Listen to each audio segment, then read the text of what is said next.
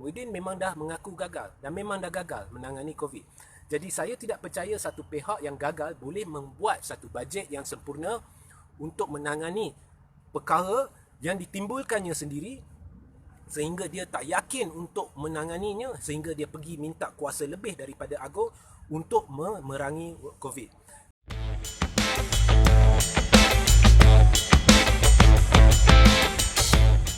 Saya setuju dengan Tengku Razali Hamzah bahawa Muhyiddin adalah secara efektifnya Perdana Menteri yang tidak sah. Kerana apa?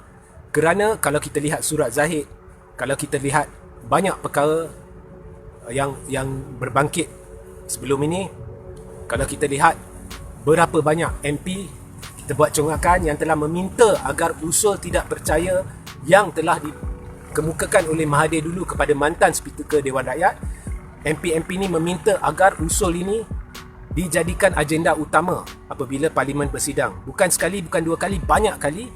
Dan perkara ini telah ditolak dengan alasan-alasan tidak munasabah oleh Muhyiddin menerusi Speaker Dewan Rakyat ini. Jadi disebabkan timbul begitu banyak polemik dan tanda-tanda bahawa Muhyiddin telah hilang majoriti, dan disebabkan cara Muhyiddin menjadi Perdana Menteri di mana tidak pernah ada pembuktian majoriti dia, maka ada tanda soal besar kesahihan jawatan dia sebagai Perdana Menteri lah ni. Bukan pelantikan dia dulu itu sah, tetapi sekarang adakah dia benar-benar layak menjadi Perdana Menteri? Seharusnya dalam keadaan di mana bukan hanya polemik dimainkan, tetapi memang ada persoalan yang cukup sahih, benarkah Muhyiddin layak jadi Perdana Menteri ni?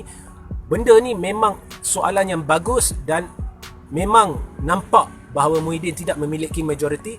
Banyak petanda yang menunjukkan dia tidak memiliki majoriti. Sekiranya Muhyiddin Perdana Menteri yang bertanggungjawab, dia perlulah memberikan keutamaan kepada usul tidak percaya apabila Parlimen bersidang kelak. Okey? Kerana dia perlu membuktikan majoriti dia. So, jadi saya setuju atas dasar ini bahawa Muhyiddin ni effectively is an illegitimate Prime Minister, iaitu dakwaan Tengku Razali Hamzah, kerana dia tidak membuktikan majoriti dia walaupun diminta. Okey. Jadi memandangkan itu, menurut perlembagaan, ini bukan satu jenayah, ini bukan satu yang ada pihak cuba melanggar undang-undang, ini bukannya satu yang kita boleh katakan politicking. Ya, istilah politicking lah ni telah disalahgunakan oleh banyak pihak. Sikit-sikit bercakap politik, you are politicking. No. Ini kita cerita berkenaan dengan Perlembagaan Persekutuan. Jadi dalam Perlembagaan Persekutuan, memang apabila dibuat pembentangan bajet, memang perlu diundi.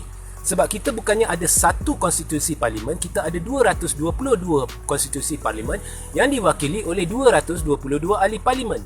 Jadi 222 ahli parlimen, setiap seorang bertanggungjawab terhadap konstitusi mereka untuk menyumbang ke arah pembentukan satu belanjawan yang memuaskan hati semua ahli parlimen dan konstitusi-konstitusi mereka agar urusan belanjawan itu dapat memenuhi semua konstituensi dengan berkesan. Jadi itulah tujuannya Perlembagaan Persekutuan menetapkan bahawa bajet perlu diundi dan mendapat undi majoriti di dalam Dewan Rakyat. Jadi Perlembagaan Persekutuan memerlukan ahli parlimen untuk melihat sama ada belanjawan itu sesuai atau tidak. Dan untuk kita menilai sama ada belanjawan itu sesuai atau tidak, belanjawan itu perlu dibentangkan terlebih dahulu.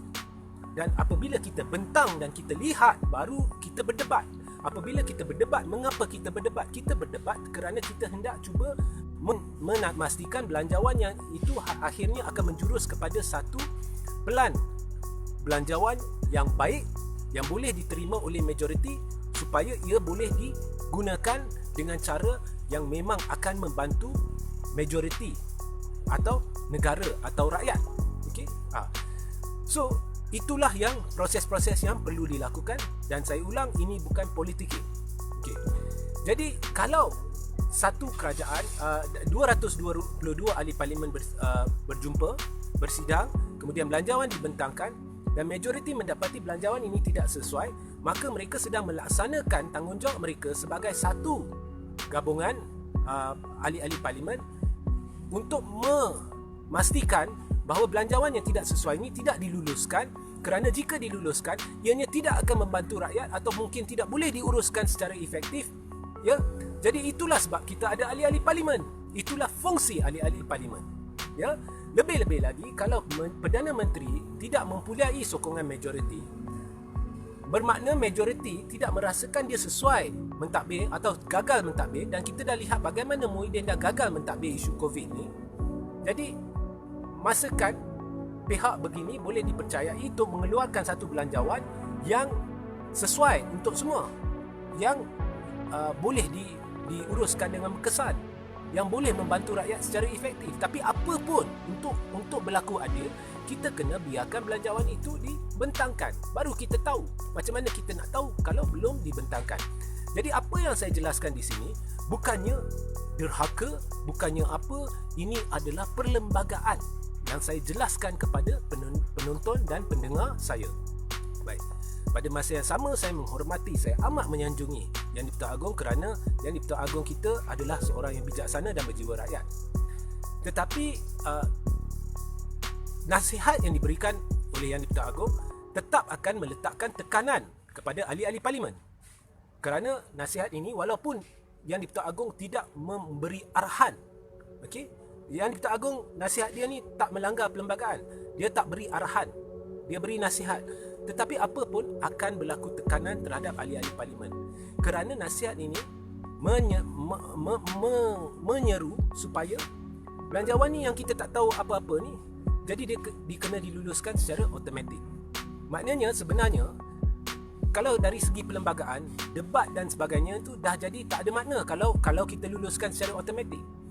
Jadi ini bukan saya cuba memberitahu saya setuju atau tak setuju. Apa yang tercetus disebabkan ini adalah satu krisis perlembagaan.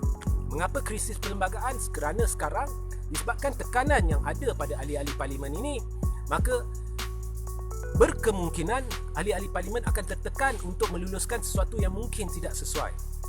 Kerana apabila kita tidak meluluskan satu belanjawan, ianya tidak semestinya sesuatu perkara yang buruk kepada rakyat. Malah ia boleh jadi kebaikan kepada rakyat sekiranya belanjawan itu memang tidak sesuai. Dan mungkin pihak yang mencadangkan bajet itu mungkin tidak gagal mentadbir. Jadi pentadbiran baru mungkin lebih efektif untuk membuat satu bajet yang betul-betul prihatin rakyat dan dapat membantu rakyat dan diuruskan dengan cara yang betul-betul berkesan. Jadi berlaku krisis dari segi apakah sekarang fungsi sebenar ahli parlimen dalam situasi di mana Yang di-Pertuan Agong telah memberikan nasihat yang boleh menimbulkan tekanan. Jadi persoalan dah timbul. Bila persoalan dah timbul, ini berkemungkinan telah mencetuskan satu krisis perlembagaan. Jadi itulah yang saya nak sampaikan. Jadi pada hemat saya, Tuanku Baginda nasihat dia amat bernas, tetapi pada masa yang sama ahli parlimen perlu tetap kepada fungsi mereka sebagai ahli Dewan Rakyat. Dan apabila sampai undi bajet, mereka tetap kena menilai bajet dan melaksanakan tanggungjawab mereka sebagai ahli parlimen tanpa perlu menentang institusi diraja. Sebab Yang di-Pertuan Agong bukan mengarahkan, dia tidak melanggar perlembagaan. Dan seharusnya ahli parlimen tidak rasa tertekan, tetapi jangan membuat keputusan politik, buat keputusan yang benar-benar untuk kepentingan rakyat. Jadi kalau belanjawan tu sesuai, undi setuju. Kalau tak sesuai, jangan undi setuju. Tak setujulah tu. Okey, itu yang seharusnya dilakukan untuk mengelakkan supaya tidak wujud krisis, suasana krisis tu. Suasana krisis tu sebenarnya dalam kepala. Kalau MP benar-benar tahu fungsi mereka, maka tidak ada krisis perlembagaan. Tapi kalau mereka dah rasa tertekan, sudah wujud krisis perlembagaan. Baik. Okey, so ini adalah penjelasan saya, analisis saya, bukannya undi saya. Kalau nak tahu pendapat peribadi saya berkenaan dengan kerajaan Muhyiddin, saya dah ceritakan dalam live semalam dan sebelum ini. Muhyiddin memang dah mengaku gagal dan memang dah gagal menangani COVID. Jadi saya tidak percaya satu pihak yang gagal boleh membuat satu bajet yang sempurna untuk menangani perkara yang ditimbulkannya sendiri, sehingga dia tak yakin untuk menanganinya, sehingga dia pergi minta kuasa lebih daripada Agong untuk memerangi COVID. Pihak inilah yang sekarang nak buat satu bajet saya tak percaya dia boleh menguruskan ataupun merangka satu bajet yang baik untuk rakyat. Sedangkan cara dia uruskan kewangan sebelum ni memang cukup memarahkan rakyat.